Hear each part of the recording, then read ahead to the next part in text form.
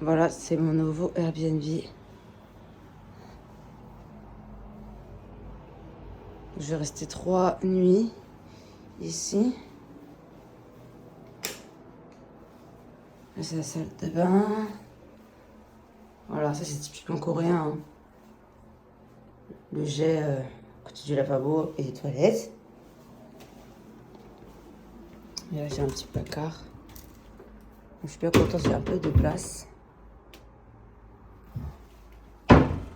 Et là, il y a quoi là-haut? Ah, ouais. Déjà, j'ai un lit, enfin, un vrai lit. Et... Ah, par contre, la vue, c'est pas ça. Hein. Je suis faire du shopping à Hongdae. Et en fait, à Hongdae, le truc qui m'a un petit peu saoulée... Bon, déjà, moi, je suis partie le matin. Il faut savoir que la majorité des boutiques à Hongdae ouvrent entre 11h du matin et 11h30. C'est pour ça que ça dure tard, jusqu'à 23h. 23h30. Voire des fois même plus, le soir.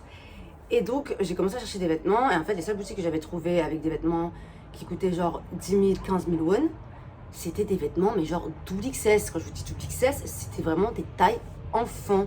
Déjà, c'était crop top et tout, mais c'était vraiment des petits vêtements. Et je savais pas trop où acheter. Et j'ai trouvé une petite boutique qui était ouverte.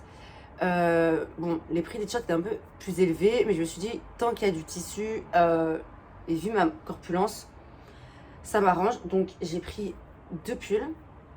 En size free, alors taille unique. Alors moi je vais vous montrer c'est quoi les tailles uniques ici parce que c'est trop drôle. Clairement les tailles uniques ici c'est il faut être mince. Vraiment les size free, je vais vous montrer, regardez. Déjà ce haut là que j'ai acheté, je le trouve très mignon mais je suis sûre qu'il est crop top. De toute façon je vais l'essayer là. Mais je suis sûre qu'il est vraiment, je sais pas si on voit, qu'il est crop top le truc. Mais voilà, ça c'est un size free hein. Ça c'est un size free. Et j'ai aussi acheté un deuxième pull comme ça. Donc ça va. Je trouve qu'il est assez grand. Mais voilà, je trouve que après en fonction de mes hanches et tout, je pense qu'il va pas être aussi loose. Et en fait il était vendu avec ça.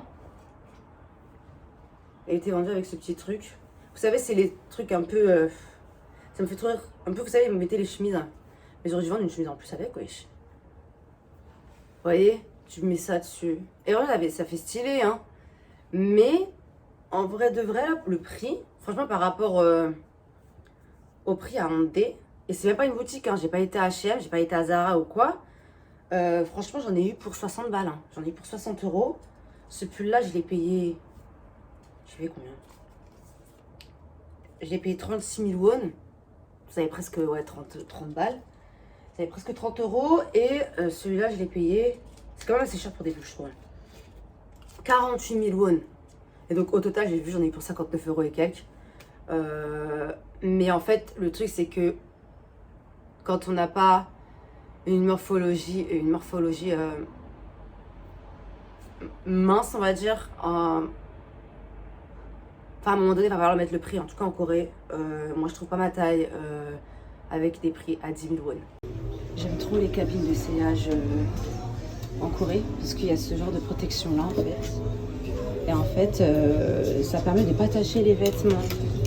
Zara en aurait bien besoin. Hein. En fait, vous mettez ça sur votre tête avant d'essayer le vêtement. Comme ça, en fait, vous ne tâchez pas avec votre make-up et tout. Il y en a souvent un peu partout. Des fois, il y a même des boutiques qui vous interdisent en fait d'essayer des vêtements blancs pour éviter de tacher les vêtements.